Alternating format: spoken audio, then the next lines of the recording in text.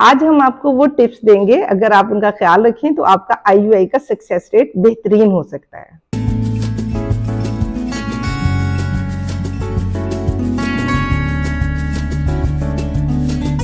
अस्सलाम वालेकुम जी, this is doctor Samina Taufeeq from health with doctor Samina Taufeeq YouTube channel. आज हम बात करेंगे आईयूआई के बारे में। इंट्रायूट्राइन इंसेमिनेशन एक ऐसा प्रोसेस है जो खवातीन पिछले 2 सालों से अगर हमल के लिए ट्राई कर रही हैं, शादीशुदा कपल कोशिश कर रहा है और हमल नहीं हो रहा है और कोई वजह सामने नहीं आ रही और उनके डॉक्टर ने चेकअप के बाद बताया कि ट्यूब्स खुली हुई हैं, तो वो खवातीन अपना आईयूआई करा सकती हैं। आईयूआई कराने के लिए मेल और फीमेल फैक्टर्स में ट्यूब्स का, दोनों ट्यूब्स का या कम से कम एक ट्यूब का खुला हुआ होना बहुत जरूरी है। दूसरी बात कि इसमें आपको ये देखना पड़ता है, गायनेकोलॉजिस्ट आपका अगर किसी भी किस्म के शक में मुब्तला है कि ट्यूब्स में ओपेसिटी है या ट्यूब्स नहीं खुली हैं, तो आप प्लीज हरगिज आईयूआई पर मत जाइए। इसके अलावा यूट्रस के बारे में, यूट्रस में कोई फाइब्राइड ना हो, बच्चेदानी में फाइब्राइड, एंडोमेट्रियोसिस, एडिनोमायोसिस या आपकी कोई पेल्विक इन्फ्लेमेटरी डिजीज या कोई सर्वाइकल या यूट्राइन पॉलिप ना हो। अगर इनमें से किसी भी चीज का डायग्नोसिस आपका एग्जामिनेशन के दरमियान या इन्वेस्टिगेशन के दरमियान बनता है, तो पहले आपका गायनेकोलॉजिस्ट इन्हें ट्रीट करेगा। फाइब्राइड है तो आप उसे रिमूव कराइए, पॉलिप है तो पॉलिपेक्टमी कराइए, पीआईडी के लिए आप ट्रीटमेंट लीजिए, एंडोमेट्रियोसिस के लिए लीजिए।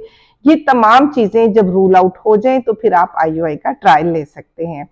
इसके अलावा वो कैंडिडेट्स हैं आईयूआई के जिनमें अगर कोई माइल्ड मामूली सा मेल डिसफंक्शन आ जाए तो वो भी आईयूआई करा सकते हैं, या वो खवातीन जिनके शौहर अपने रोजगार के सिलसिले में मुल्क से बाहर रहते हैं और वो 1-1.5 महीने की छुट्टी पर साल में 2 साल में आते हैं, तो वो भी आईयूआई करा सकते हैं क्योंकि उनकी छुट्टी का पीरियड शॉर्ट होता है और वो आईयूआई को ऑप्ट कर सकते हैं।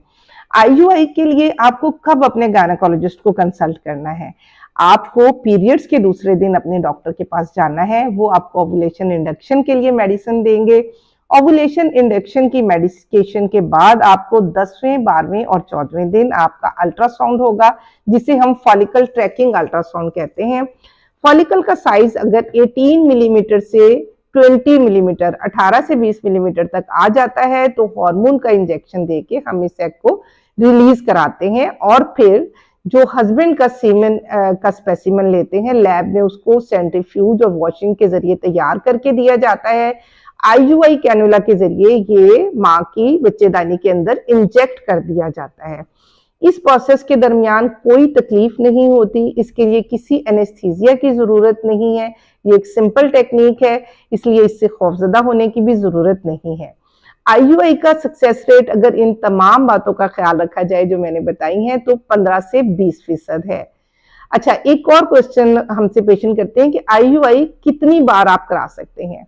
आईयूआई आप 1 से 2 बार करा लें या मैक्सिमम 3 साइकिल्स में करा लें। अगर 3 साइकिल्स तक आपने आईयूआई कराया और आपका आईयूआई का सक्सेसफुल प्रोसेस नहीं हुआ, तो आप ये समझ लीजिए कि आप फिर इक्सी या आईवीएफ पर चले जाएं और आप इनफर्टिलिटी के लिए इक्सी या आईवीएफ का तरीका अपनाइए।